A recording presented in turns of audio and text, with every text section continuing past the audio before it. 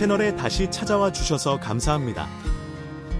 오늘은 고아원에서 자라나 학벌과 직업 때문에 멸시받았지만 결국 자신의 가치를 증명하고 진정한 행복을 되찾은 한 여성의 감동적인 이야기를 들려드릴게요. 가족을 되찾고 자존감을 지키며 자신의 삶을 당당히 살아낸 그녀의 여정을 통해 많은 분들이 위로와 용기를 얻으시길 바랍니다. 안녕하세요. 가족의 위대함을 뒤늦게 알게 된 고아 출신의 30대 여자입니다. 저는 평생을 외롭게 살아왔는데요. 지금 곁에 있는 가족들을 만나서 행복을 찾기까지 참 많은 시간이 걸린 것 같습니다. 저의 사연은 외로움에 관한 건 아니고 시댁 이야기예요. 고아가 시집을 가서 겪은 끔찍한 사연을 전하고자 글을 쓰게 됐답니다. 그럼 바로 이야기 써볼게요. 18살에 보육원에서 나와 나라에서 주는 지원금으로 원룸 보증금을 내고 혼자 살기 시작했습니다. 당장 먹고 살 걱정 때문에 대학은 꿈도 꾸지 못했답니다. 알바를 하며 미용학원을 다녔어요. 보육원에서 지낼 때 언니, 오빠, 동생들의 머리를 자주 잘라주곤 했었는데 다들 저에게 소질이 있다는 이야기를 해줬어요. 그래서 헤어 디자이너라는 꿈을 꾸게 돼 알바로 번 돈으로 미용학원에 다녔죠. 6개월 과정을 듣고 미용실에 취직하게 됐는데 바로 손님들의 머리를 자르고 파마하고 염색할 줄 알았는데 바닥 청소와 손님 머리를 감겨주는 것 이외에는 아무것도 할 수 없었답니다. 미용실 선배들 이야기를 들어보니 손님 머리를 커트하려면 최소 3년은 보조로 허드레시를 해야 한다고 하더라고요. 저는 미용학원만 나오면 다 되는 줄 알았는데 세상은 만만하지 않더군요.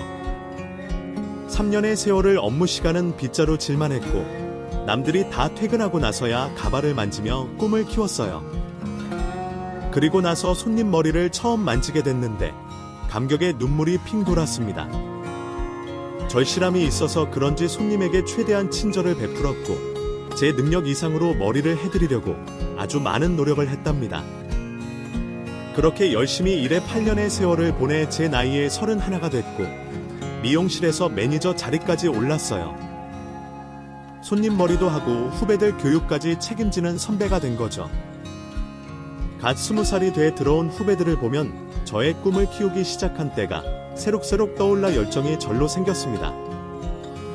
그런데 미용실 매니저 자리까지 올랐으나 버는 돈은 적었어요. 미용실이 100m 간격으로 하나씩 있는 세상이다 보니 매출이 한정적이었기 때문이죠. 그래도 혼자 살면서 먹고 사는데 지장이 없어 현재의 삶을 만족하며 충실하게 살았습니다.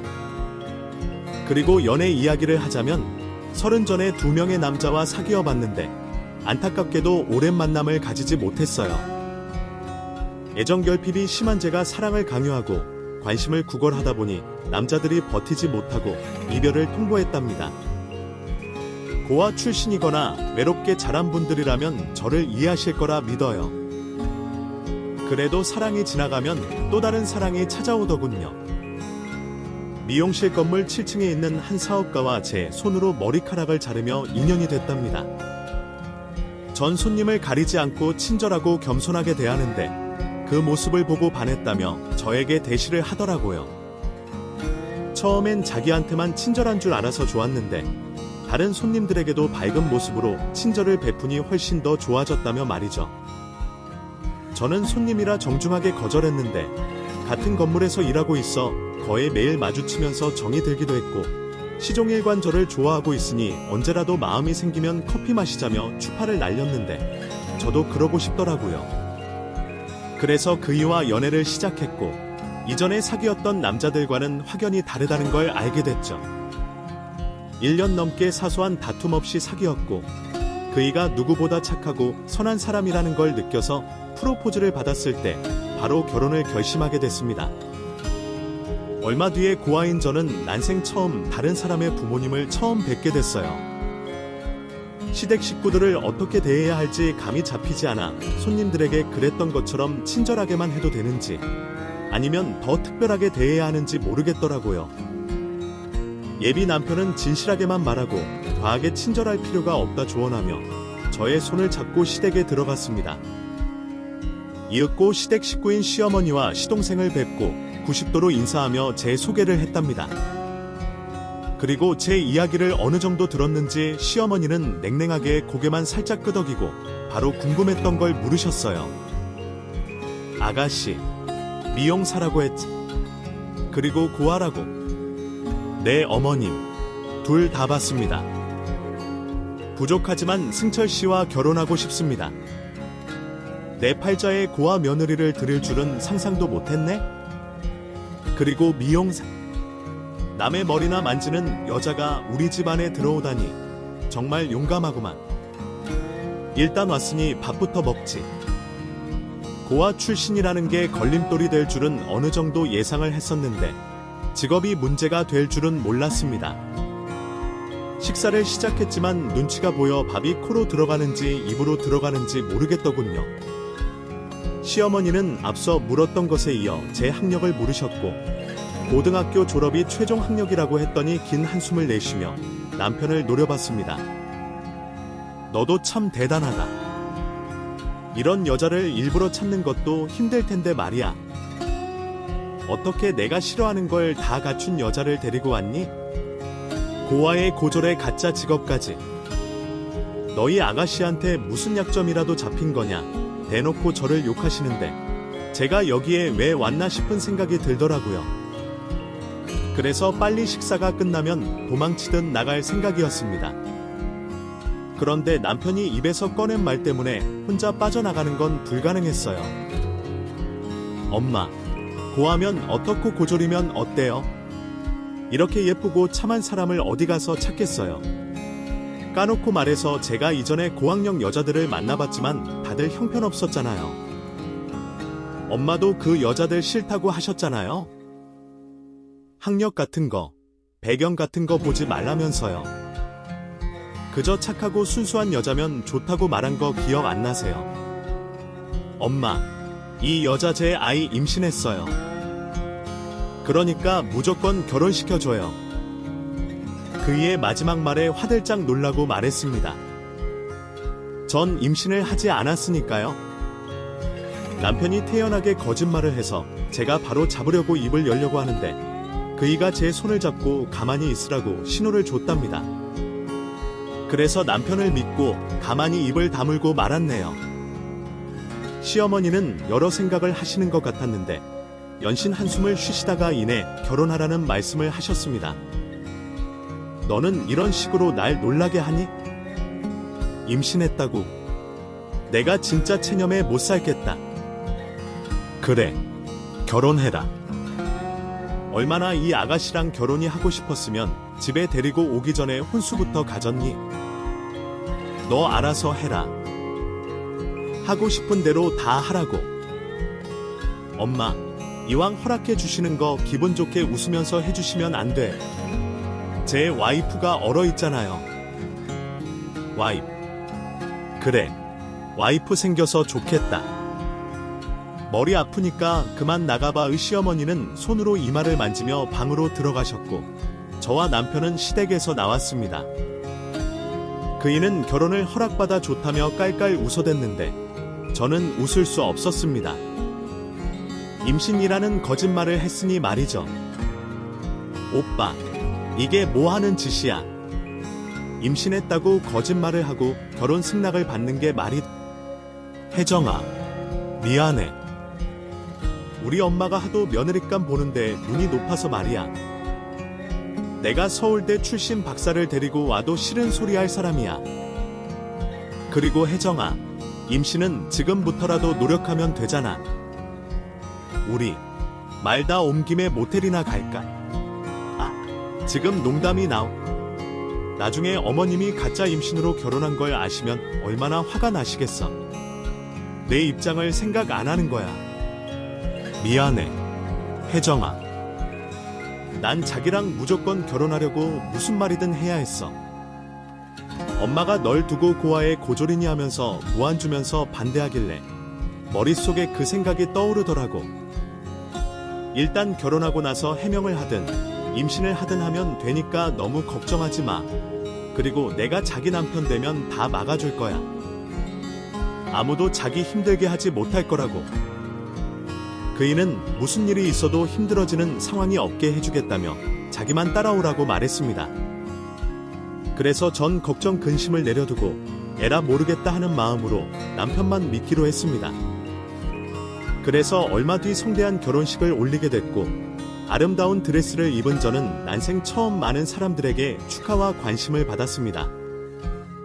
결혼 뒤 남편이 시어머니한테 임신은 거짓말이라고 바로 고백했고, 예상대로 시어머니는 저에게 심한 눈총을 주셨습니다.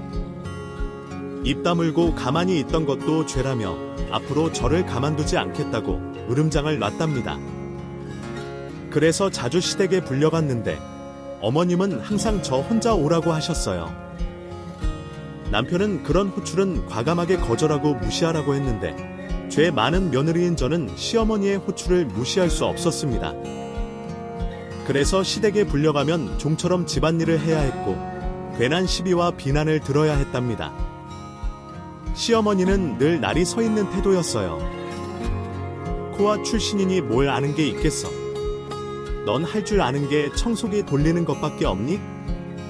빨래랑 설거지는 왜 이따위로 해놓은 거야? 다림질이랑 그른 물기 닦는 건 할 줄 모르는 거냐?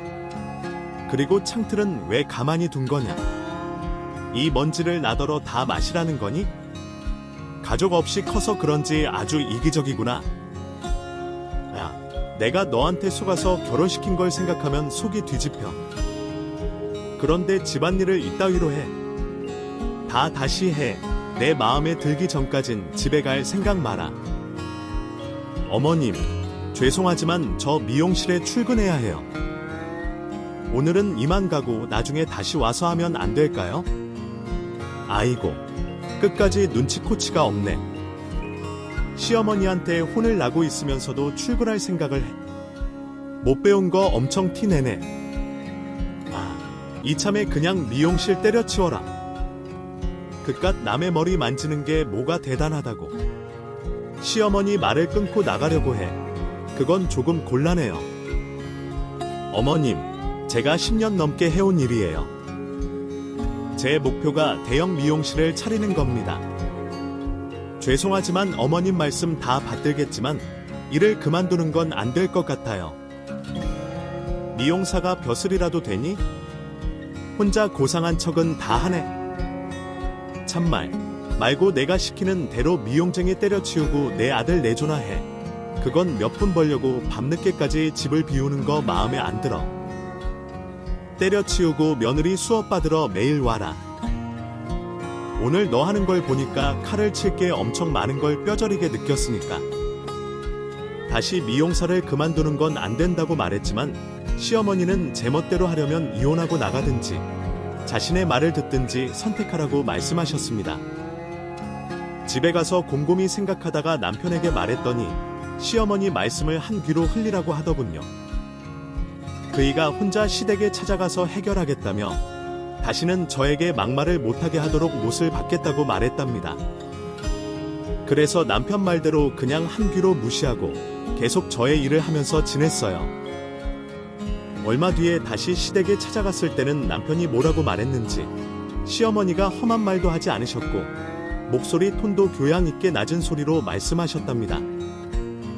그제야 남편이 말로만 책임진다고 한 게 아니라는 걸 몸소 느낄 수 있었고 앞으로 그이만 믿고 따라가면 평범한 가정 속에서 행복하게 살아갈 수 있을 거라 믿었습니다. 잠잠해진 시어머니 덕분에 신혼생활은 나름 재밌고 행복했어요. 누구 하나 저에게 모진 말을 하지 않고 괴롭히지 않았으니 더할 나위 없었답니다. 그런데 몇 달 뒤 복병이라는 말이 어울리는 사람이 찾아왔습니다. 바로 시동생의 신부인 동서였죠. 가정의학과 의사였는데 콧대가 엄청나게 높더군요. 시어머니한테는 알랑방귀를 뀌며 친해지려고 노력하는 것 같았는데 저에게는 아주 싸가지 없이 대했답니다.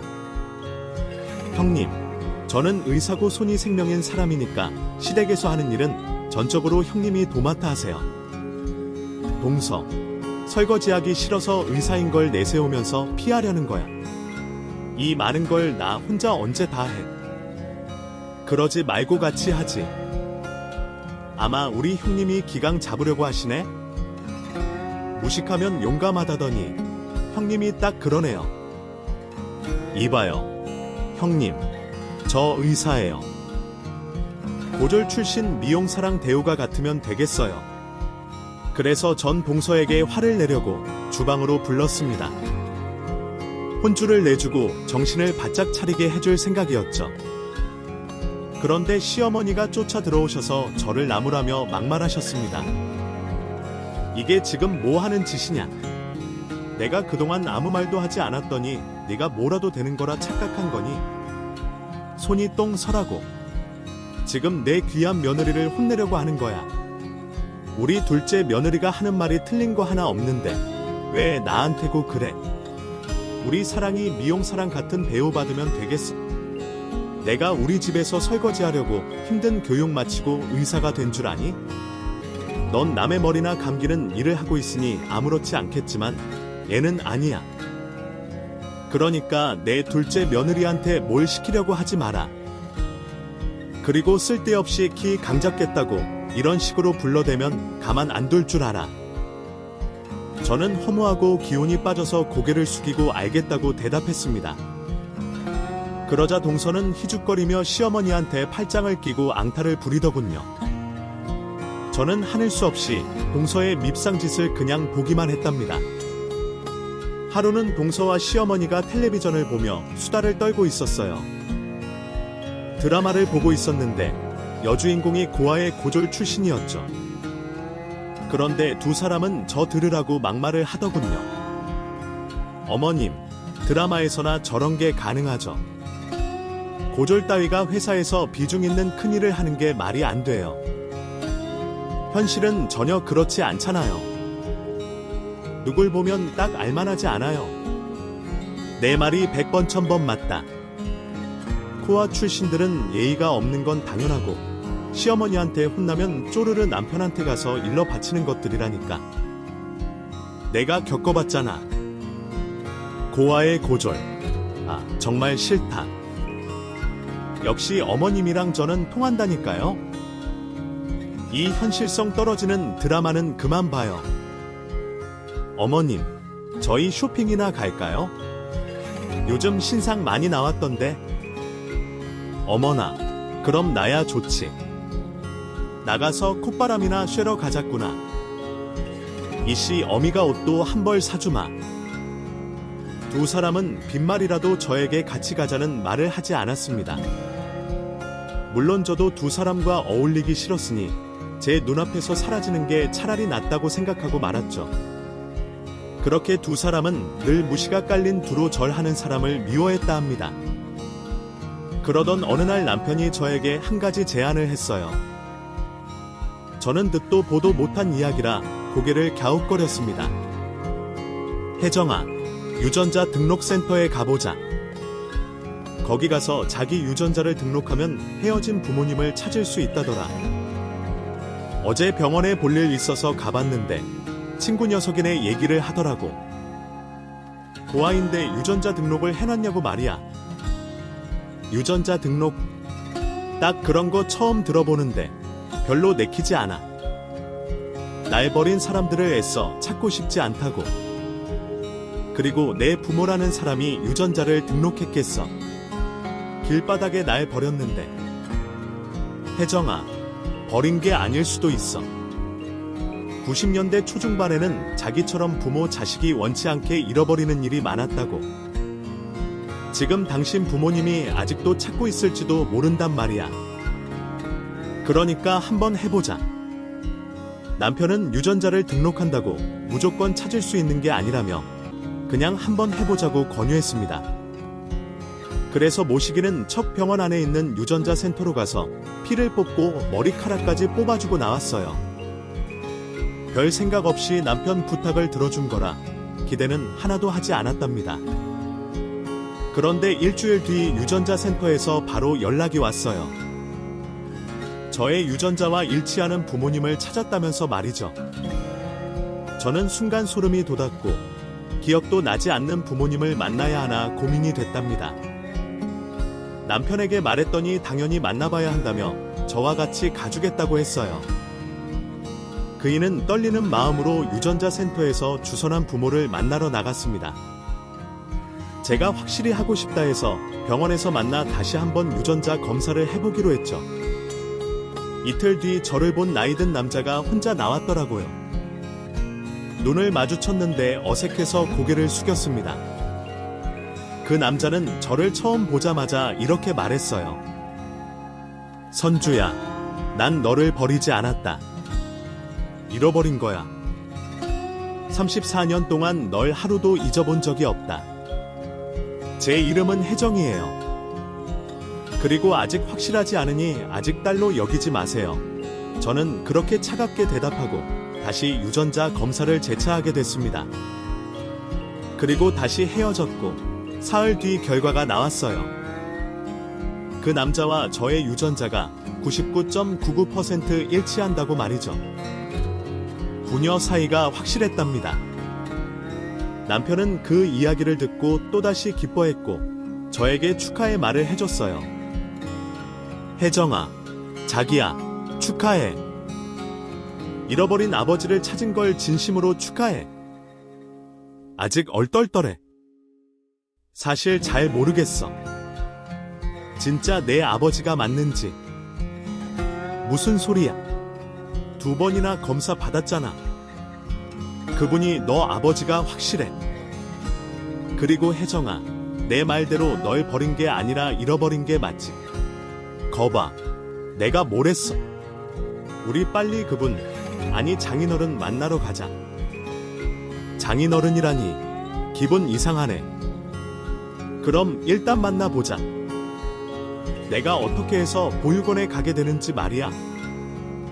진실을 알아야 하니까. 그래서 저와 남편은 다시 친부를 만나러 갔습니다. 저를 애타게 찾고 있었다는 친부는 지난번과는 다르게 멀끔하게 양복을 입고 약속 장소로 나왔어요. 저는 수줍게 고개만 살짝 숙이고 인사를 했는데 친부는 저를 향해 다가와 2팔 벌려 안아주셨습니다. 그리고 눈물을 흘리면서 말씀하셨습니다. 선주야, 이렇게 다시 만나게 돼서 너무 좋구나. 아, 이름이 혜정이로 바뀌었다고 했지. 아무튼 넌 내 딸이야. 저기, 그만 놔주세요. 제가 여기 나온 건 저를 버렸는지 잃어버렸는지를 알고 싶어서예요. 그러자 친부는 안고 있던 팔을 풀고 의자에 앉았습니다. 그래, 많이 궁금했겠지. 그리고 많이 원망했을 거야. 그런데 선주, 아니 혜정아, 나와 내 엄마는 널 잃어버린 거야. 네가 두 돌이 막 지났을 때 여행을 떠났는데 우리가 한눈판 사이에 감쪽같이 사라졌더구나. 내 엄마는 화장실에 갔었고 나는 그때 열이 심하게 나서 꾸벅꾸벅 졸고 있었지.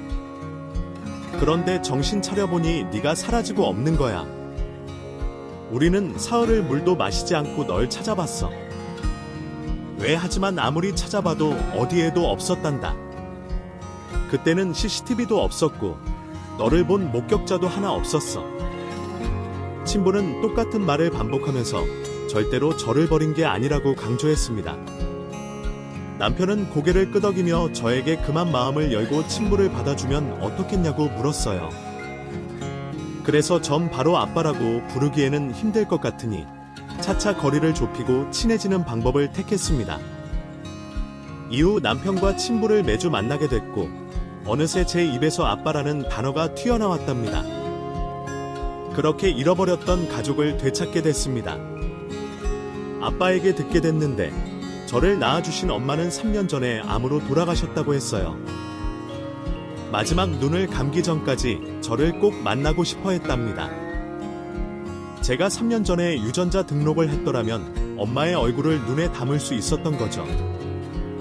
왜 이제야 이런 시스템을 알게 됐는지 무지한 저를 원망했답니다. 그리고 제가 실종되고 몇 년 뒤에 아빠와 엄마 사이에 제 동생이 태어났다고 전했어요. 그 아이도 저를 만나고 싶다고 기다리고 있다고 말씀하셨죠. 그래서 아빠의 집에 찾아가 저와 비슷하게 생긴 동생을 처음 만나게 됐답니다. 조금 늦었지만 저에게도 가족이라는 게 생긴 거죠. 한편 가족 찾은 이야기를 시댁에는 하지 않았습니다. 저에게 관심도 없고 미움만 가득한 사람들이니 뭐하러 그런 소식을 전해야 하나 싶더라고요.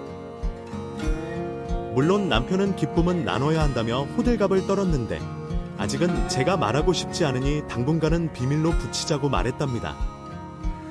얼마 뒤 시댁에 어김없이 찾아가게 됐고 또 저 혼자 시댁 살림을 하며 시간을 보내고 있었어요. 그동안 시어머니와 동서는 좋은 일이 있는지 호들갑을 떨며 축하를 나누고 있었습니다. 동서는 여전히 시어머니 앞에서 콧소리를 냈어요.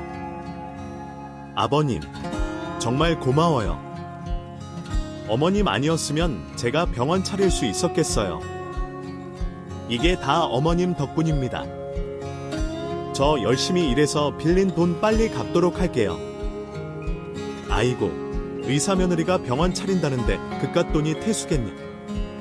네가 내 며느리로 들어온 것만으로도 행복한 일이니 돈값의 생각 말고 앞으로 삶을 즐겁게 누리기나 해라. 정말 감사해요, 어머님. 전 진짜 남편 복이 시어머니 복까지 터졌네요. 아, 그런데 한 사람만 빼고요. 누군진 말하지 않아도 아시죠? 무식하고 가진 게 없으면 성격이라도 착해야 할 텐데. 나도 이렇게 답답한데 너라고 안 그러겠냐. 집안 수준 떨어뜨리는 걸 당사자는 알지 모르겠다. 어머님, 들리겠어요? 형님 화나면 인상 더러워져요. 그리고 괜히 또 저한테 불똥 튀어서 뭐라 할지도 모른다고요. 집 밖에 뭔데 너한테 뭐라고 하겠니? 주제 파악하라고 일러놨으니 그런 일 없을 거야. 그렇게 저를 언급하더니 두 사람의 대화는 끝났습니다. 들어보니 동서가 다른 의사들과 동업으로 종합병원을 차린다고 하더군요. 건물은 진작에 사뒀고 인테리어 공사가 곧 끝나고 병원 설비 기계가 들어선다고 말하더라고요. 그리고 시어머니는 동서에게 수억 원의 돈을 투자해 주셨다 합니다. 저는 부럽지도 섭섭하지도 않았어요. 다만 저와 남편에게는 이 사실을 하나도 알려주지 않아서 이렇게 엿들으며 알게 된 게 서운할 뿐이었습니다. 그이는 시동생 내외가 뭘 하든 상관이 없었어요. 특히 동서가 여우짓하는 걸 달가워하지 않아 동서와 대화도 거의 나누지 않았답니다. 그리고 시간이 흘러 동서의 종합병원 개원 날이 다가왔습니다. 동서가 단체 문자로 병원 오픈식이 있다는 걸 보냈는데 저에게도 문자가 와 있더라고요. 여태껏 얄밉고 꼴보기 싫을 때만 있어서 갈 생각이 전혀 없었는데 아빠와 동생을 만나고 나서부터는 생각이 좀 달라졌답니다. 아무리 미워도 한 식구니 축하는 꼭 해주는 게 옳다는 생각이 들어 동서의 병원에 찾아가기로 했어요. 이번 기회에 조금 친해질 수 있을 거란 믿음을 가지고 집을 나섰습니다. 꽃집에 들러 꽃다발과 화분 하나를 사서 택시를 타고 동서의 병원으로 향했어요. 이윽고 멋지고 깔끔한 병원 건물 앞에 내려 안으로 들어갔더니 3층에서 개원식을 한다고 안내원이 말해줘서 엘리베이터를 타고 3층으로 올라갔습니다. 이윽고 수십 명의 사람들이 의사 가운을 입은 세 사람을 향해 박수를 보내고 축하의 말을 전하고 있더라고요. 동서의 얼굴이 보여 사람들을 헤집고 앞으로 나갔습니다. 그리고 저를 보고 놀란 동서에게 꽃다발과 화분을 건네줬답니다. 동서, 축하해. 야, 병원 진짜 끝내준다. 저는 진심으로 축하의 말을 전했는데 동서는 탐탁치 않은 표정을 짓더군요. 형님이 여긴 어쩐 일로 오셨어요? 응, 그야 동서가 보낸 문자 보고 왔지. 오늘 개원한다고 했잖아. 아, 단체 문자를 보냈는데 형님한테도 간 모양이죠. 알았어요. 사람들이 보니까 뒤로 돌아가세요. 인상을 찌푸리며 말하길래 저도 기분이 상했습니다. 이 정도 노력을 해줬으면 억지로라도 웃어줘야 하는 게 아닌가요? 그래서 전 할 말은 해야겠다는 판단이 들어 작은 목소리로 말했습니다. 동서, 너무하는 거 아니야. 내가 와서 그렇게 인상을 쓰는 거야. 나도 여기 올까 말까 생각 많이 했어. 그동안 동서가 날 엄청 미워하고 무시했잖아. 그런데도 난 동서랑 조금이라도 가까워지고 싶어서 이렇게 노력하는데 똥 씹은 표정을 하고 있으면 어떡해? 그렇게 충고를 해줬더니 동서가 칙거리면서 혀를 차더군요. 이봐요, 형님. 제가 형님이라고 불러주니까 진짜 뭐라도 되는 줄 아세요. 아, 나 문자 하나 잘못 보내서 이런 황당한 일이 생기네. 이봐요. 여기에 오신 분들은 죄다 엘리트들이에요. 서울대 아니면 명문대 출신의 사자들만 모인 자리라고요. 그런데 당신이 여길 왜 기어 들어와요? 내 명성 깎아 먹으려고 작정한 거예요. 동서, 말이 심하네. 축하해주는데 학력이 무슨 상관이지? 다들 이마에 명문대 나왔다고 서프 치고 있는 것도 아닌데 그렇게까지 화내면서 인상 쓸 필요는 없잖아. 그리고 나한테 당신이라고 했어. 이거 참, 내가 오늘 잘못 온 것 같네. 그걸 이제 아셨어요. 복 떨어지게 고아의 고졸이 와서 축하해주면 어쩌라는 거예요. 격 떨어지니까 빨리 돌아가세요. 이 꽃다발이랑 화분도 그냥 가져가세요. 저는 아빠와 동생을 만나며 모든 식구들과 잘 지내보려고 했는데 아무래도 세상은 제 뜻대로 되지 않나 보더라고요. 그래서 그냥 동서와는 이대로 거리를 두고 지내는 게 옳은 거라고 늦은 판단을 했답니다. 동서가 꽃다발을 가져가라길래 꽃구와 화분이 무슨 죄가 있냐며 그냥 받아주라고 말하고 뒤돌아 걸었습니다. 그런데 동서가 쓰레기통에 제가 선물한 꽃다발을 쑤셔 넣더군요. 아이, 진짜 짜증나네. 부정타게 저런 거지 같은 년이 왜 찾아오고 지랄이야. 그 순간 저는 화가 스물스물 올라와서 다시 동서를 향해 고개를 돌렸습니다. 동서, 이게 뭐 하는 짓이야? 이러면 나뿐만 아니라 동서까지 욕먹는다고. 여기 많은 사람들이 보고 있는 거 안 보여? 상관없어요. 부정 타는 당신 흔적 지우는 게 나한테는 더 중요하니까. 볼일 다 봤으면 그만 꺼지시죠. 개원 첫날부터 재수없게 하지 말고 내 눈앞에서 사라지라고. 지금 말 다 했어. 여기서 더러운 꼴 보고 싶니? 벌써 더러운 걸 봤잖아. 당신이 내 병원에 발을 들인 순간 내 기분이 아주 더러워졌다고. 아이, 고아의 고졸 주제를 알고 나서야지. 어디 사자들만 모인 자리에 내년이 찾아오. 당신이 미용사라서 찾아온 거야. 미용사도 사자로 끝나니까 사자다 이거니. 동서의 막말을 도저히 참을 수 없었습니다. 그래서 이를 악물고 따귀를 날릴 생각이었습니다. 그런데 그때 누군가 저 대신 동서의 뺨따귀를 날리더군요. 소리가 어찌나 크던지 축하객들의 놀란 목소리가 병원을 크게 울렸어요. 동서의 뺨을 갈긴 가운을 입고 있던 여자는 이 종합병원의 최대 투자자이자 병원장이었답니다. 저는 그녀의 얼굴을 보고 소스라치게 놀랐습니다. 선미야, 병원장은 얼마 전 아빠를 통해 만났던 제 친동생이었습니다. 의사라는 건 알고 있었는데 동서와 같이 동업으로 병원을 낸 건 까마득히 몰랐답니다. 동생은 동서의 뺨을 한 대 더 후려치고 말했습니다. 인연이 감히 내 언니를 무시해. 내가 머리 아파서 좀 쉬려고 했는데 내년 목소리가 하도 크게 들려서 나와봤다. 누구한테 그렇게 막말을 하는가 싶어서 나와봤더니 내 친언니한테 쌍소리를 해대고 있네? 원장님, 사람이 원장님 언니라고요. 그럴 리가요. 이 여자는 고아예요. 천의 고아란 말입니다. 게다가 고등학교밖에 못 나온 무식한 년이라고요. 사람 잘못 보셨어요. 원장님, 인연이 또 내 연니한테 막말을 안 해. 고졸의 무식한 년이라고. 아, 김은수, 진짜 무식한 건 내 년이야. 어디네 손님들 앞에서 나의 가장 소중한 사람한테 개같은 소리를 짓거려. 지분도 코딱지만큼 보탬 주제. 여기 주인이라도 된 것처럼 행동하는 게 가짜나 보인다. 이년아. 안 되겠다.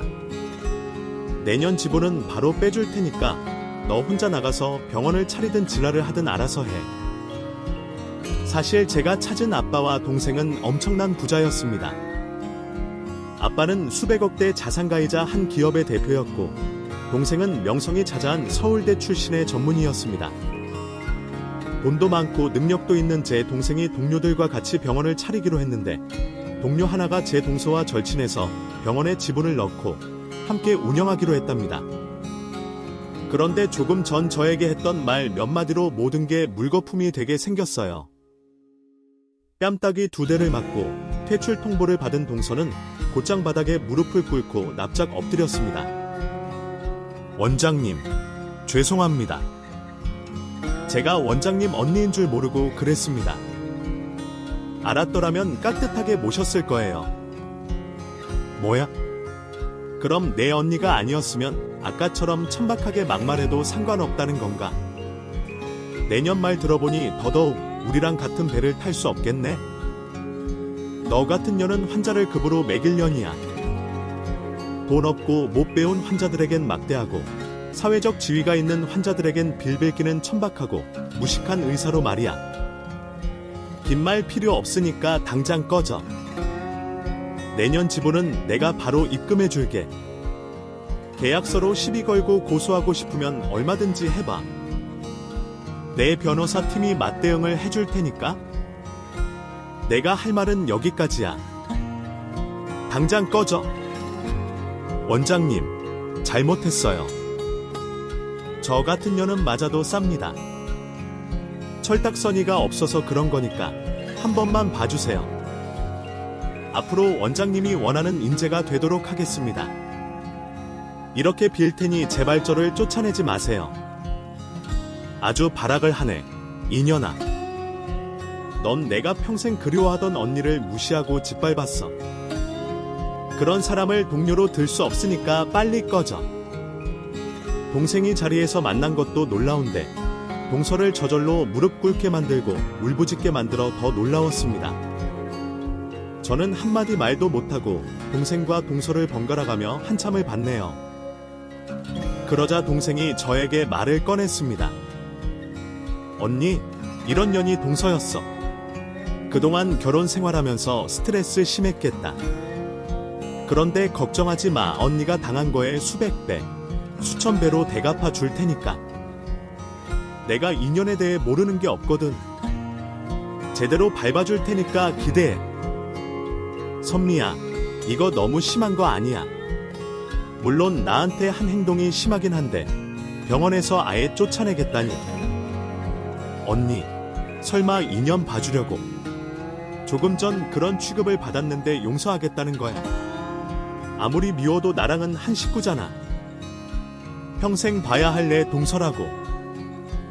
내가 이렇게 잘나버리면 평생 날 원망하며 살 텐데 얼굴을 어떻게 보고 살겠어. 그러니까 그만 용서해 주라. 아유, 언니는 도대체 어떤 삶을 살아온 거야? 이런 천박한 년을 그냥 용서해 줄 만큼 산전수전 다 겪은 거야. 저는 고개를 끄덕이며 동생에게 그만 동서를 용서해 주라고 말해줬습니다. 그러자 동생이 알겠다며 입을 열었습니다. 아, 김은수, 너 내 연니한테 사과해. 제대로 무릎 꿇고 사정하듯이 빌어 동서는 바로 자세를 고쳐 똑바로 무릎을 꿇었고 저에게 두 손을 들어 빌기 시작했습니다. 눈물을 질질 흘리면서 말이죠. 형님, 죄송합니다. 제가 그동안 형님 무시한 거, 막말한 거 다 잘못했습니다. 고아의 고졸이라고 조롱한 거 사무치게 후회하고 있습니다. 앞으로 반성하며 형님께 깍듯이 대하겠습니다. 그러니 제발 용서해 주세요. 형님 아니면 완전 망해요. 시어머니한테도 쫓겨날지 모른다고요. 쫓겨나긴 뭘 쫓겨나. 어머님이 자네를 얼마나 예뻐하는지 알잖아. 아니에요. 제가 의사라서 그런 거지. 애정이 있어서 예뻐하시는 거 아닙니다. 저랑 남편은 조건 결혼을 했어요. 의사 며느리를 얻는 대신에 제 병원을 차려주기로 하셨다고요. 그래서 제가 시어머니 돈으로 여길 들어온 거라고요. 그런데 이대로 쫓겨나면 저 이혼당이에요. 형님, 제발 저 좀 살려주세요. 형님 동생인 원장님께 말씀 좀 잘해주세요. 동서는 자기 상황을 자세히 전하며 병원에서 쫓겨나면 진짜 큰일 난다고 하더라고요. 그래서 전 바랐어. 그만 일어나. 나도 동서가 밉고 원망스럽긴 하지만 나 때문에 인생 망치는 걸 보고 싶진 않다고. 동생한테 잘 얘기할 테니까 그만 일어나 하고 동서의 손을 잡아줬습니다. 제 동생은 마음에 들지는 않지만 제 부탁이니 쫓아내는 건 없던 일로 하겠다고 결론을 내렸습니다. 울고불고 난리 났던 동서는 곧 정신을 차렸고 동생이 분위기를 전환하려고 축하하러 온 사람들과 다 같이 샴페인을 터뜨리고 잔을 채웠습니다. 저는 동생 옆에 앉아서 술을 마셨고 동서는 바로 맞은편에서 와인과 샴페인을 홀짝거리며 조금 전 상황을 잊으려고 연거푸 잔을 비웠습니다. 그러자 곧 동서는 심하게 취했는지 풀린 눈으로 저를 노려보더군요. 술주정이 시작됐어요. 아이씨, 무식한 고졸년이 병원장 언니였다고. 아주 지랄하고 자빠졌네. 그래봤자 넌 하찮은 년이야. 사회에 불필요한 패배자일 뿐이라고. 고아원 출신에 배운 거 없이 무식한 년 그리고 남의 머리나 만지는 미용쟁이 뿐이라고. 멍청한 년아. 아까 내가 너한테 무릎 꿇고 빈 것. 내가 죽게 생겼는데 무슨 말을 못하겠냐. 이 병원에서 쫓겨나면 내 결혼 생활도 쪽나는 거라서 억지로 연기 좀 한 거야. 눈치코치 없는 한심한 년이 ABM이 출타한 거지 같은 년이 무슨 횡재로 원장님 언니가 된진 모르겠다만 너 이년아 그렇게 안심하지 마. 원장님도 내년이 쪽팔려서 금방 버릴걸. 2년 면상 계속 보고 있으니까 또 나올 것 같다. 동서는 저에게 온갖 비난과 입에 담을 수 없는 욕을 실컷 하더니 제 앞에서 오바이트까지 하더군요. 아무리 취한 사람이라지만 이건 아니다 싶었습니다. 부모님 욕까지 하는 년을 가만두는 것이야말로 바보 같은 짓이니 바로 자리에서 일어나 동서의 뺨따구를 세차게 날렸습니다. 동서, 지금 한 말 다시 해봐. 너 안 취했지? 아이씨, 가방끈 짧은 년이 감히 의사를 때려? 너 이리 와봐. 무식하고 천박한 쓸모없는 년아. 동서는 정확하게 제 뺨을 날렸습니다. 짝소리가 크게 울리자 제 동생이 자리에서 일어났습니다. 동서의 머리채를 잡고 뒤로 끌고 가 눕힌 다음에 배에 올라타 양뺨을 사정없이 갈겨댔어요. 술 취한 동서는 그렇게 맞으면서도 제 욕을 멈추지 않더라고요. 얼마나 저를 싫어하면 취해서 뒤지게 맞는 와중에도 제 욕을 하나 싶었네요. 그래서 전 동생을 말리며 한마디 했습니다. 선미야, 아까 한 말 취소할게. 나 동서 용서하지 않을 테니까 내가 하고 싶은 대로 병원에서 쫓아내줘. 알았어, 언니. 그런데 괜찮아. 2년 때문에 속이 많이 썩었겠다. 내가 2년 제대로 밟아줄게. 사는 게 지옥이라는 걸 느끼게 해줄 거야. 그래주면 고맙겠다. 그럼 난 이만 갈게. 동생이 동서를 계속 패주고 있었는데 저는 더 보고 싶지 않아서 그냥 집으로 돌아왔습니다. 그리고 저녁에 남편에게 이 사실을 모두 전했고 다시는 동서와 마주치지 않고 싶다고 전했어요. 그이가 시어머니와 시동생에게 모든 사실을 전파했는데 두 사람이 저희 집으로 달려왔습니다. 시동생은 동서와 조건 결혼을 해서 그 정도로 바닥인 줄도 몰랐고 병원에서 쫓겨난다는 말에 바로 이혼을 결심했던군요. 반가운 말이긴 했지만 시동생 역시 곱게 보이지 않았습니다. 자기 사업하는데 마누라가 종합병원에 지분이 있는 의사면 큰 도움이 되지만 지금처럼 아무것도 아닌 상태면 결혼 생활을 유지할 필요가 없다고 하더군요. 게다가 다른 여자를 바로 알아봐야겠다는 미친 소리까지 했답니다. 그리고 시어머니는 저희 아빠와 동생의 실체를 알게 돼 엄청 놀라긴 하셨지만 두 사람이 시댁과 비교도 안 될 만큼 부자라는 말에 입꼬리가 귀에 걸렸어요. 매번 저에게 야야 거리시더니 이번에는 고상한 말투로 며느리라고 부르셨답니다. 난 큰 며느리가 큰 사람인 줄 알았다. 마음씨도 착하고 머리도 똑똑하더니 그게 나 부모님한테 물려받은 거였구나. 세아가, 사돈어른과 언제쯤 만날 수 있을까? 해킹이 드릴 말씀이 있는데 말이야. 무슨 말씀을 하시려고요? 발이, 우리 아들들의 사업에 대해서. 아무래도 둘 다 찰난 인재니까 작은 사업을 하기에는 너무 아깝잖니. 너희 아버지한테 투자를 받아서 크게 놀아보게 해주면 좋을 것 같구나. 세아가, 내가 우리 집의 보배였어. 내가 너를 얼마나 사랑하는지 알지. 시어머니는 아무렇지 않게 저희 아빠한테 투자금을 받아 남편과 시동생에게 주고 싶다는 말씀을 하시더군요. 제 출신과 학력 가지고 그렇게 비아냥대고 조롱대더니 이번에는 저희 아빠 등골에 빨대를 꽂을 생각이었나 봅니다. 그래서 전 과감하게 거절 의사를 밝혔어요. 어머님, 그건 안 되겠는데요? 제가 왜 그런 짓을 해야 하죠? 제 남편은 알아서 잘하는 사람이니 아빠 돈 필요 없습니다. 서방님이야 사업이 꺾이고 있으니 자금이 필요하겠죠. 그런데 그걸 왜 저희 아빠가 해줘야 하죠? 아니, 세아가, 무슨 말을 그렇게 섭섭하게 하니? 우리가 한 식구니까 도와줘야 하는 게 인지상정 아니겠어? 어머님, 그동안 저를 괄시하고 막말했던 거 다 잊어버리셨어요. 어머님이 하셨던 게 있는데 제가 어떻게 어머님 소원을 들어주겠어요? 제가 이렇게 거절하는 거야 말도 인지상정 아닐까요? 제가 말을 받아치자 시어머니는 인상을 찌푸리며 제 따귀를 날리셨습니다. 인연이 돈 많은 애비 만났다고 날 무시하네. 그래서 저도 시어머니 따귀를 날렸습니다. 어머님은 아무것도 없으면서 절 무시했죠. 지금 시댁 재산이 모두 돌아가신 시아버지가 마련한 거라면서요. 남자 하나 잘 만나서 기생하면서 잘 사셨군요. 너 지금 뭐라고 했니? 기생. 이게 진짜 죽고 싶어. 병풍 뒤에서 향냄새 맡게 해줄까? 시어머니가 언성을 높이며 다시 제 따귀를 날리려고 하자 남편이 시어머니의 손을 잡고 뒤로 밀쳤습니다. 바닥에 엉덩방아를 찍고 넘어지셨죠. 너 이놈, 뭐 하는 거야? 엄마를 밀친 거니? 이것들이 쌍으로 패륜질을 하네. 남편은 한숨을 내쉬며 말했습니다. 엄마, 이제 그만하세요. 징글징글합니다. 도대체 엄마는 얼마나 잘나셨길래 내 아내를 이렇게 무시하고 괴롭히는 거에. 이제 너는 못 봐주겠어요. 저희랑 인연 끝냅시다.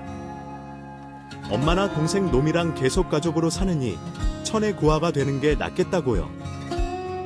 뭐야? 희망할 자식, 애비가 되졌으니 호로새끼가 되겠다는 거냐? 그리고 내가 뭘 그리 잘못했어? 내 처를 받아준 것만으로도 감개무량해야 할 거 아니야. 우리 집안에 저런 밑바닥 인생을 살아온 년을 받아줬으면 은혜를 베풀어야 할 거 아니야. 그래서 돈 많은 사돈한테 돈 좀 받으려고 한 게 잘못이냐? 진짜 말이 통하지 않네요. 엄마가 부끄러운 적이 많긴 했는데 오늘은 치욕스럽네요. 그만 나가봐요. 승찬이, 너도 나가. 남편이 거실에 있던 물건을 집어던지자 두 모자는 궁시렁거리면서 나갔습니다. 이후 동서는 병원에서 잘리고 시어머니한테 돈을 돌려주고 서방님과 이혼을 했답니다. 조건 결혼이었으니 둘 다 쉽게 정리를 하고 등을 돌렸더라고요. 그리고 그렇게 아나무인이었던 동서는 제 동생이 서울에 있는 의사들과 교류하는 사이트에 블랙리스트로 올려져 병원에 취직하기 어렵게 됐다네요. 지방으로 떠나거나 개인 병원 차려줄 남자를 찾지 않는 이상 재기가 어려울 거라고 동생이 말해줬답니다. 그리고 시어머니는 저에게 다시 친근한 척 다가오려고 했는데 남편이 알아서 차단해 주더군요. 그이는 진작 이렇게 끊어버렸어야 했다며 너무 늦게 행동으로 옮겨 후회가 된다고 했답니다. 남편은 평생 함께한 가족들과 인연을 끊으며 헤어지게 됐고 저는 평생 혼자 살다 가족들을 만나 인연을 맺게 되는 대조되는 결말을 맞게 됐네요. 저도 이렇게 될 줄 몰랐는데 인생은 한 치 앞도 모르는 게 맞는가 봅니다. 여하튼 저는 남편과는 아무런 이상 없이 잘 살고 있고 아빠와 동생과도 잘 지내고 있답니다. 추가로 좋은 소식이 더 있어요. 제가 얼마 전 임신을 하게 되자 아빠가 강남의 부자들만 산다는 주택 골목에 집을 마련해 주셨습니다. 게다가 제 꿈을 펼치며 강남에 큰 미용실까지 차려주셨답니다. 태교도 하고 미용실도 운영하며 하루하루 재밌게 보내고 있네요. 이렇게 저희 양가 가족의 사연을 마무리하게 됐네요. 앞으로 시어머니와 동서가 더 처절하게 망하게 되면 또 사연을 써보도록 할게요. 그럼 이만 물러가겠습니다. 모두 제 이야기 들어주셔서 진심으로 감사합니다. 끝까지 이야기를 들어주셔서 진심으로 감사합니다. 만약 여러분도 한때 이해받지 못하고 배경이나 직업 때문에 평가받았던 적이 있다면 오늘의 이야기가 작은 위로와 용기를 드렸기를 바랍니다. 좋아요와 구독, 그리고 알림 설정도 잊지 마세요. 다음 이야기에서 다시 만나요.